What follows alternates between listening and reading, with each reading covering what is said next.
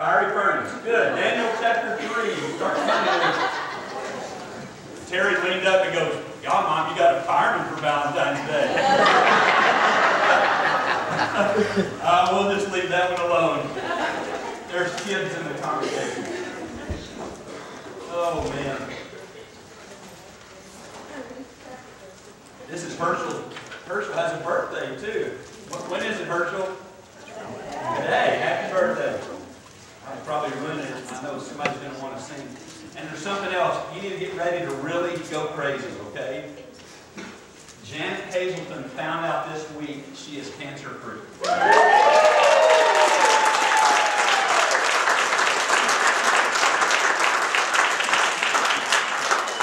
There you go. And when Sonia told me the news, so I heard a little bit yesterday, but Janet said, "Sonia, would you tell Bobby?" And so she did and had a big cry. So, are you there yet? Daniel chapter 3.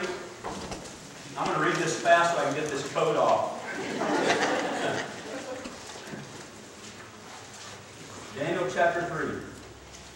King Nebuchadnezzar made an image of gold 90 feet high, 9 feet wide, and set it up in the plain of Dura in the province of Babylon.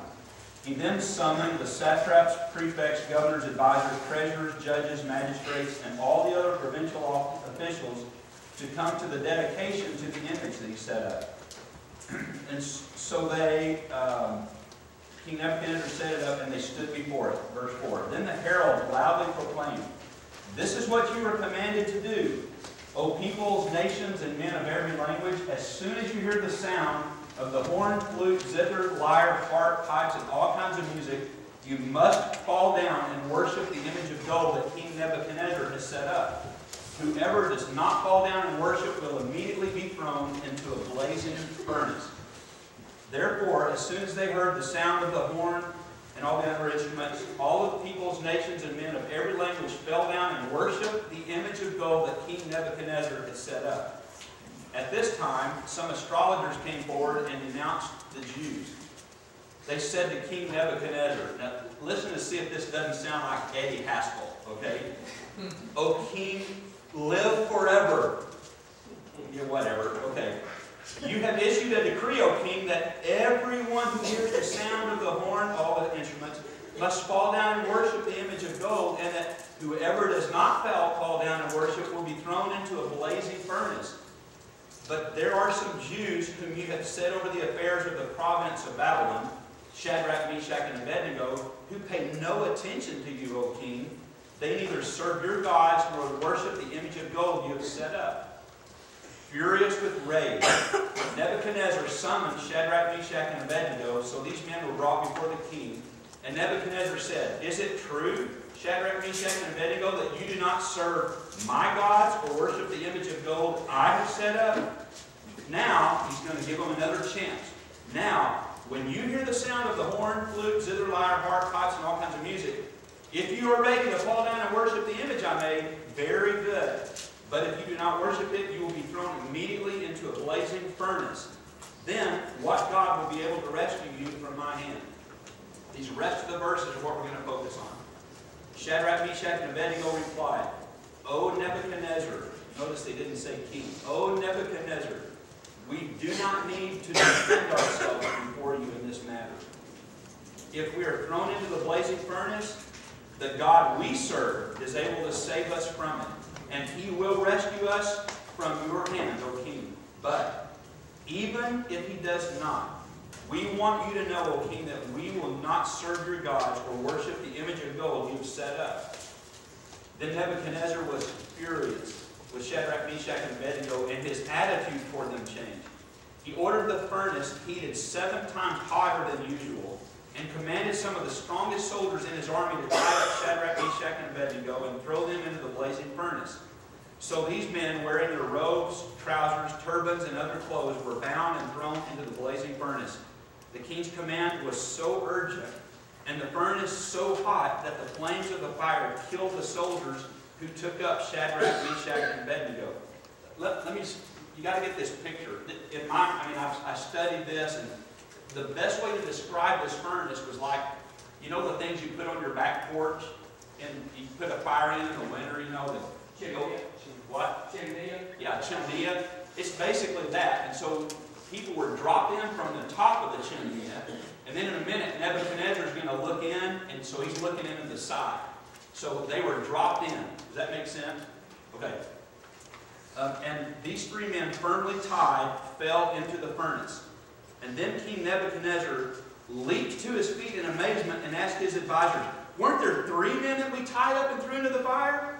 They replied, "Certainly, O king." He said, "Look, I see four men walking around in the fire, unbound and unharmed, and the fourth looks like a son of the gods."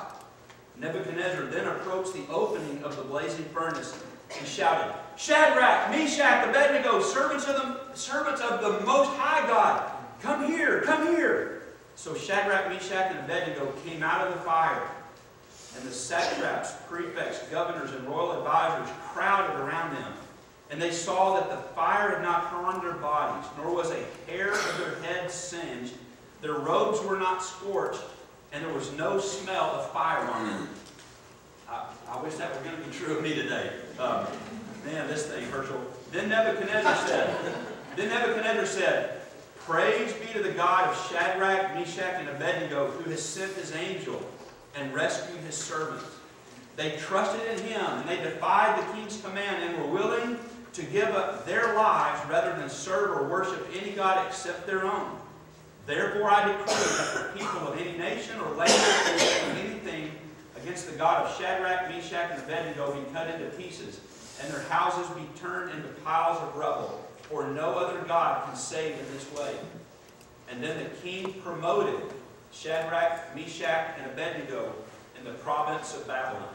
So today we're going to talk about what to do in case of fire. Okay? Woo, I'm sweating. All right.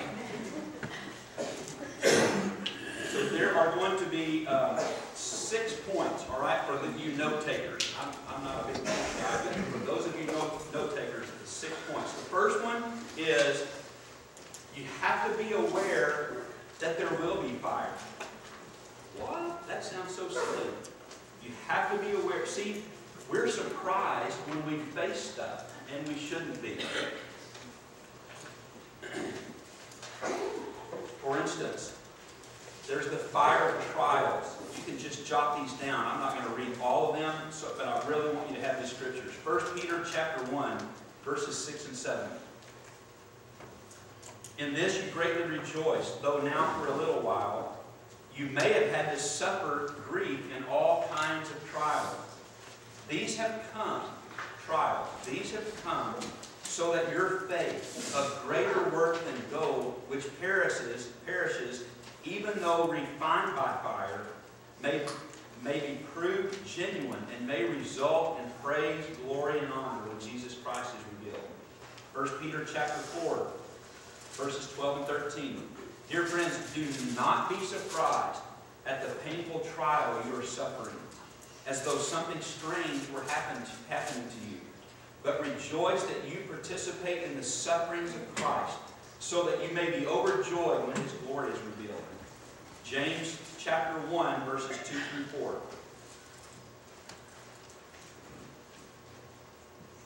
"Consider it pure joy, my brothers, whenever you face trials of many kinds, because you know that the testing of your faith develops perseverance.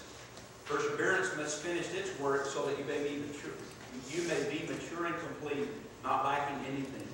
So there is a fire of trials. Here's what I'm getting at. We in the Western church, really the whole Western world, we're soft.